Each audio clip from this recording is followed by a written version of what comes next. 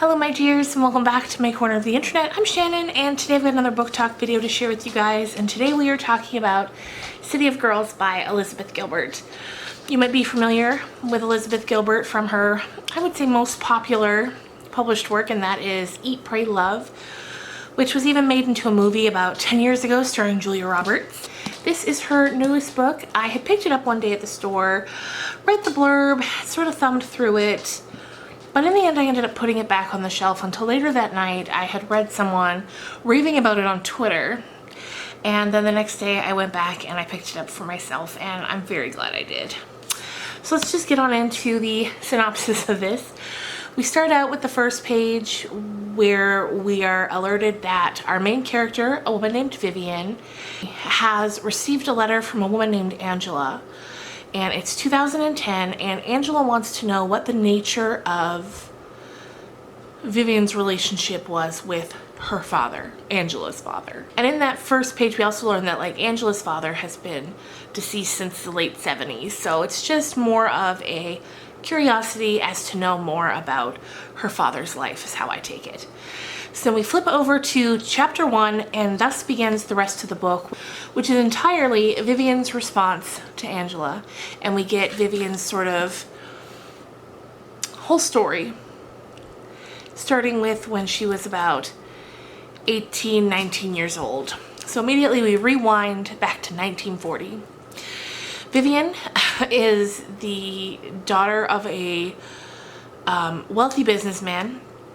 She has a brother named Walter, her mother, of course, and right off the bat we learn that Vivian has just flunked out of Vassar. It says here, out of a class of 362 bright young Vassar women, I ended up ranked at 361.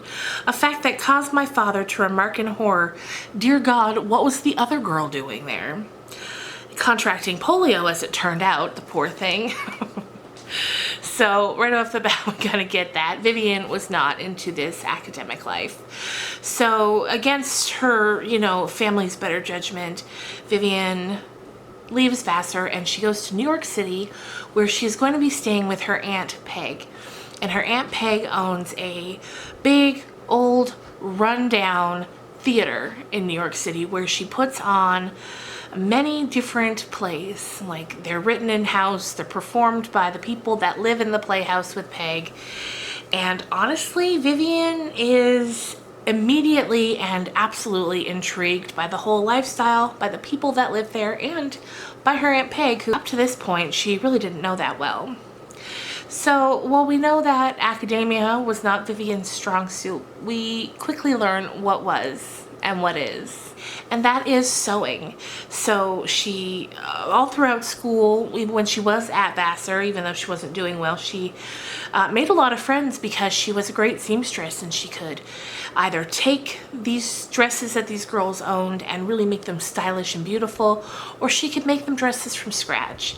And so now at the Lily Playhouse with Aunt Peg and all this amazing cast of characters, Vivian finds her place by way of costume design. Also, on, I believe it was her first night at the Lily Playhouse, she meets a beautiful young woman named Celia Ray, who quickly becomes a close friend of hers, and they spend a lot of time together, getting into trouble, going out every night, drinking, partying, enjoying the nightlife of New York City. As the story goes on and we meet more and more characters, it's so fun. Every single character is written so well, and they just sort of fit into the story so beautifully that it just becomes a treat just to get to know these characters more and more. Plot aside, just I loved that part of the book. So some new characters that come into play are, one is a man named Billy Buell. We learned was Peg's ex-husband, who she still, whenever he's in town, they get together and have a lot of fun. And he comes into town and he stays for a while this time. We meet Olive. Olive is Peg's sort of partner in the theater world and dear friend, and we get the feeling that Olive and Peg have they've been a team for Olive jokes since Moses roamed, but you know, for a long time.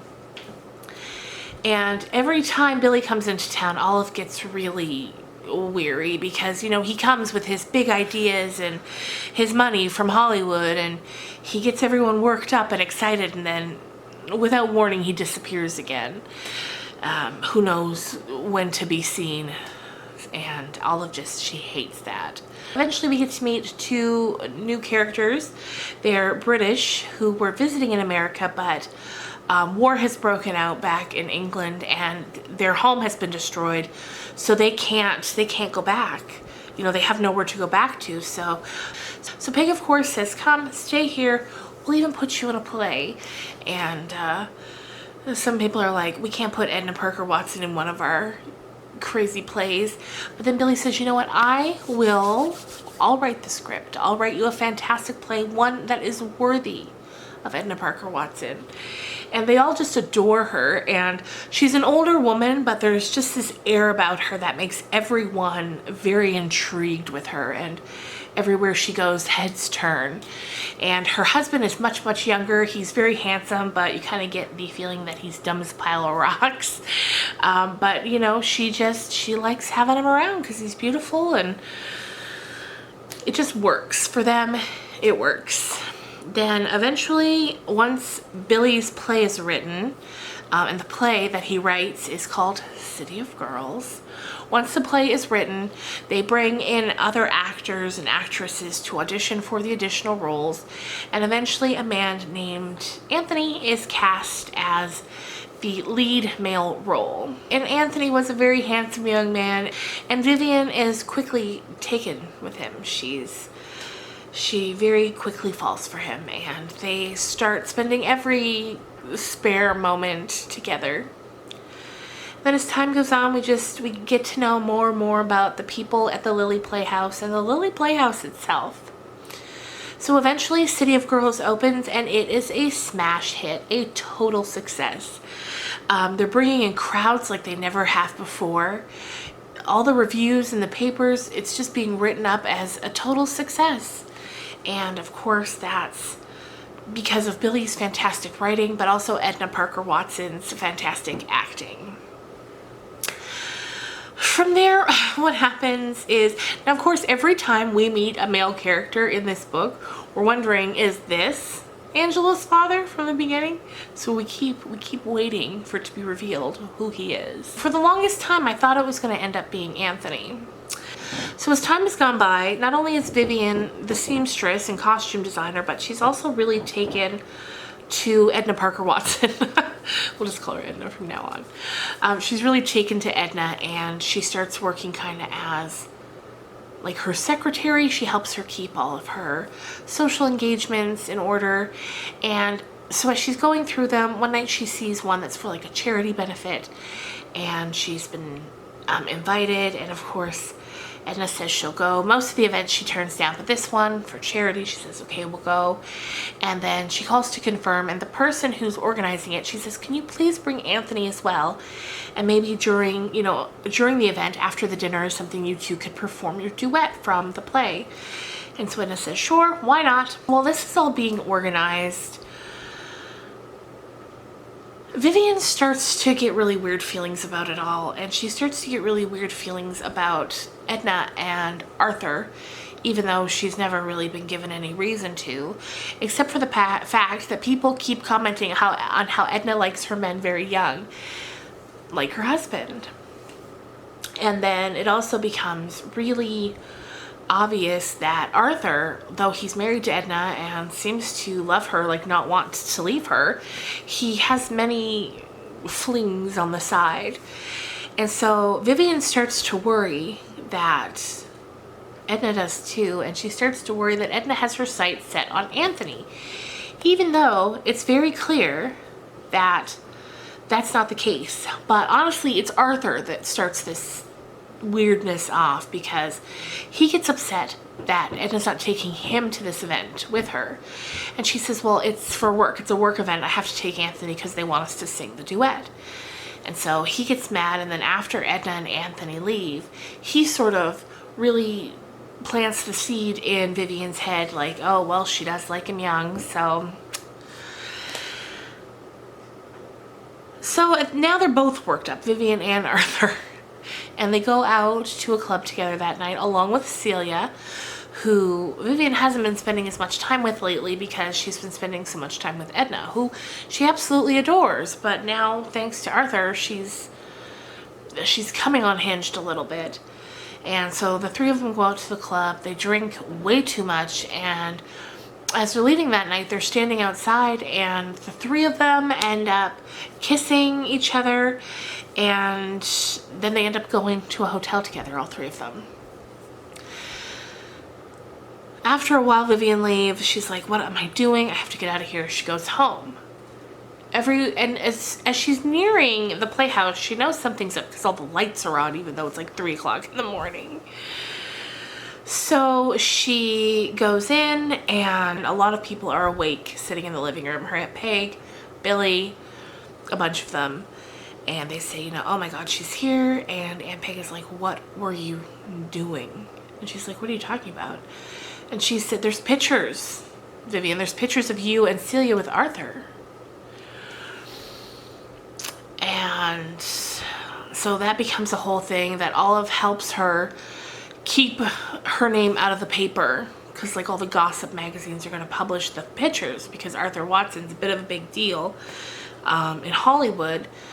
So Olive goes out of her way to help Peg by confronting the person who took the photos and getting them to not print Vivian's name in her. So Arthur's gets published and Celia's gets published, but they managed to keep Vivian's name out of it. So the next day, you know, she wakes up and she goes to talk to Aunt Peg, and she asks Peg, like, does Edna know? And Peg's like, yeah, of course Edna knows. She's like, oh no. And then she's like, does Anthony know? And she's like, yep, Anthony knows. So Peg tells Vivian, she's like, listen, Edna doesn't want to see you before the show. She doesn't need your help getting ready, but she wants to see you after. And Vivian's like, okay. So of course the whole performance, she's super nervous. Later she ends up looking for Celia, but Celia has been fired. She's already gone. Her stuff is gone. And aside from later in life seeing Celia in a TV commercial, that's the last time she saw Celia. So the show's over and she goes to talk to Edna, and Edna gives her this speech that just cuts like a knife. And it's this, like, Edna's very calm while she's doing it, you know. And in this speech, she's telling her, you know, I always knew you weren't very interesting, but I never knew you had no respect or morals or something like that. And it's just, the speech goes on, and I remember reading it and just being like, oh, I was having secondhand pain just reading the words and imagining them being said to a person like that. But I mean, Vivian had it coming. So Edna says, you know, Celia's gone, and I suspect you will be gone very soon as well, because you're nothing, you're useless, and you will run back home to your parents. And so that night, that's what she does. She packs her bags and she calls her brother. Her brother was in New York on doing military training, and she calls her brother and asks for him to come and pick her up and bring her home, which is a 6-hour drive. But, you know, at first he's scared. He says, you know, oh, what's happened?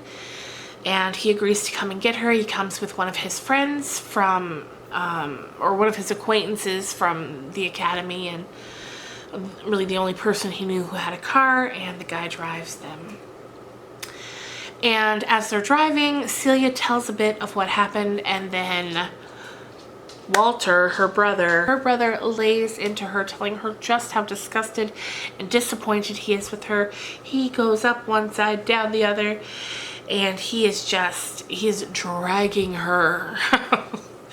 And then, quite out of the blue, the man sitting in the driver's seat speaks for the first time, and he just calls her he calls her a very derogatory name, and then he doesn't speak again. He just opens his mouth calls her this really derogatory name, and then that's it. And it's that really just kicks her right in the stomach. You know, her brother, he's mad, she gets it. But this stranger saying that to her in such a cold way, it really kicks her in the stomach. So I guess I will tell you now, if you want to avoid spoilers, now is definitely the time to get the heck out of here. And we'll get into the rest of the book. So the years start to pass. Vivian stays in her hometown. She's really had the air taken out of her sails, and so she's very quiet and calm and just not herself at all. She works where her parents tell her to work. She sees who her parents tell her to see. She does what her parents tell her to do. And time just keeps passing. She has a boyfriend who eventually asks her to marry him. She says yes because she's kind of like, well, what else am I gonna do? Then America is going to war. And, you know, World War II has begun, and her fiance enlists, and much to her surprise, he takes this as an opportunity to break off their engagement. She said, you know, at a time when people were rushing to get married because of the war, he took it as an out, and she was thankful for it. Because now she didn't have to be engaged, and she didn't have to be the bad guy. So it was a win-win. So he goes off. Eventually, one day there's a knock on the door, and it's Peg. Aunt Peg is back, and she wants Vivian to come with her back to New York City. She said, I've just been hired by the U.S. military, the U.S. Navy, as like their entertainment coordinator, and they want us to put on some shows, and I want Vivian to come back and do the costumes. So eventually her parents are like, well, it's your decision to make, and Vivian says, I'll do it. So they go back. As they're driving there, you know, Vivian's like, oh, I'm so nervous to see Edna. And Peg's like, why would you see Edna? She doesn't live at the Lily Playhouse anymore. She's moved to a different building, and, you know, I don't really see her much. And Vivian's kind of like, oh.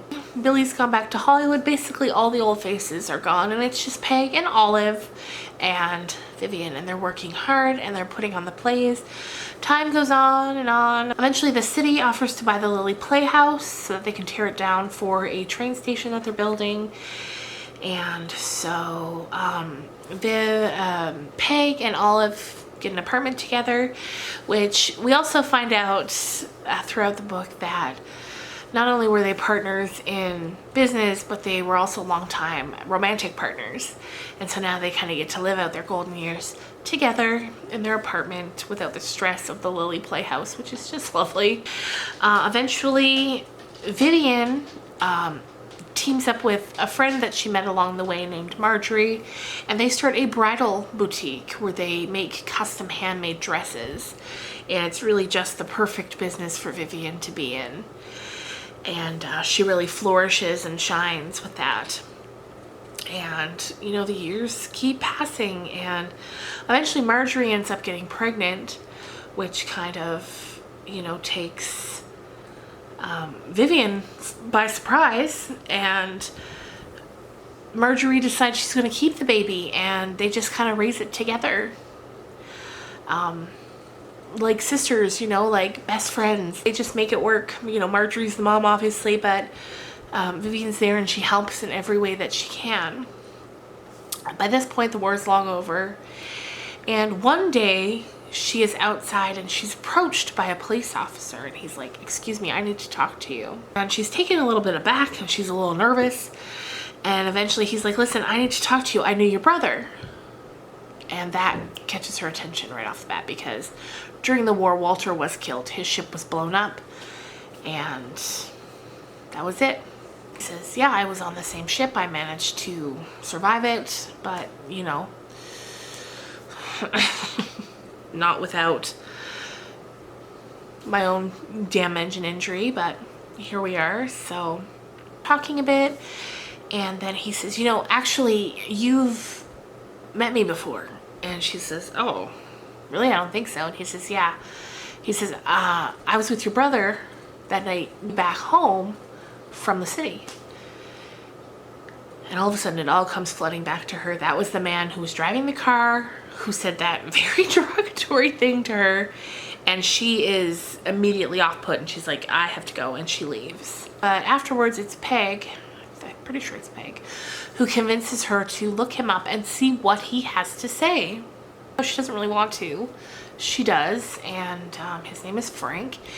And they end up having a really special relationship together, even though Frank is married and he has a daughter named Angela.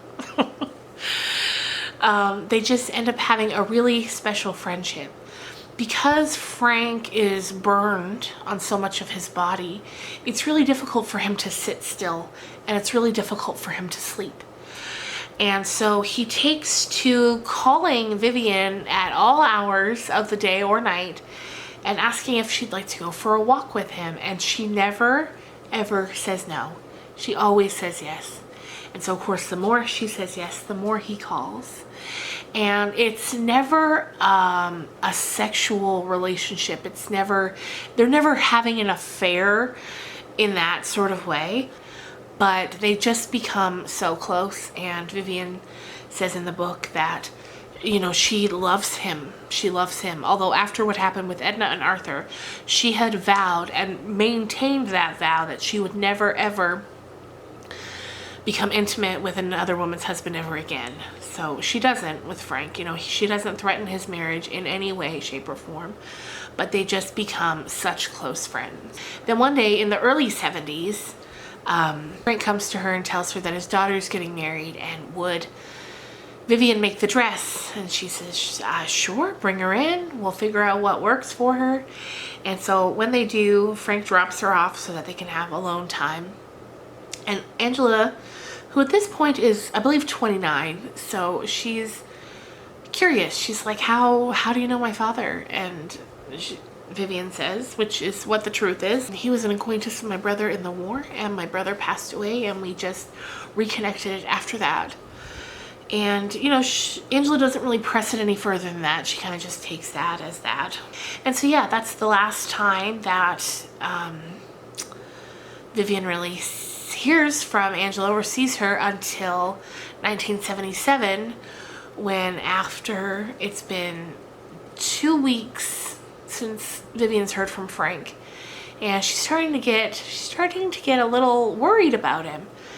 And eventually she gets a letter in the mail from Angela saying that, you know, 10 days ago my father passed away. He was out walking one night and he had a heart attack. And she says, I should have reached out to you sooner, knowing what a good friend you were of his, but honestly, I was kind of just swept away in the grief and the planning, and I didn't think of it, and I'm so sorry. But, you know, kind of now you know sort of thing. And as the book and Vivian's letter to Angela come to an end, there's this really soft and sad passage about how, you know, as people get older, the people they love, you know, they pass on, and it can become very lonely getting old. And Vivian says, you know, as I've been writing this, in my mind, you're the same 29-year-old that I saw in my wedding dress shop, but I guess the truth is you're closer to 70 years old now. And then as the letter ends, Vivian offers her friendship to Angela. She says, you know, if you find your world getting smaller and quieter and lonelier, I don't know how much time I have left, but any time I do have, I'm here and would love to be your friend. And it's just, it's a lovely ending. And it's, all in all, it's just a lovely story. It's, you know, painful at times. It's painfully written at times. But that's the mark of a good book. There were, I don't know, a handful of times that this book made me cry. Before I finish this video, I'm going to share with you one of my favorite passages from this book. And it's during a time when it's after Vivian has returned back to New York City during the war. And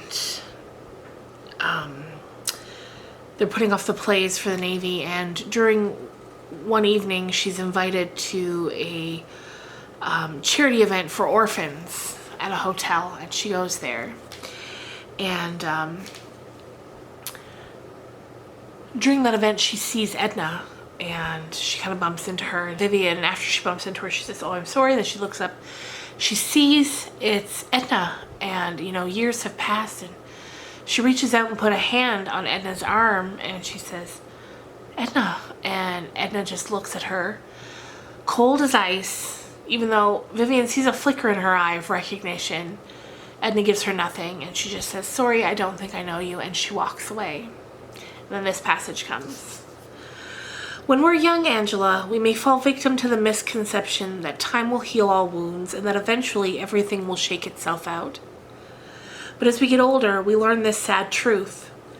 Some things can never be fixed. Some mistakes can never be put right, not by the passage of time, and not by even our most fervent wishes either. In my experience, this is the hardest lesson of them all. After a certain age, we're all walking around this world in bodies made of secrets and shame and sorrow and old unhealed injuries.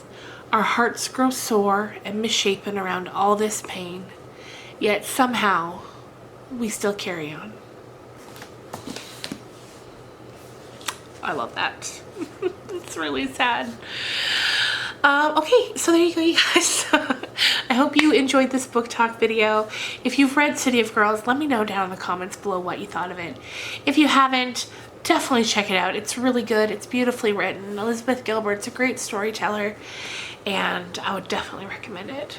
Anyway, I hope you have a great weekend, guys, and I'll see you soon. Bye.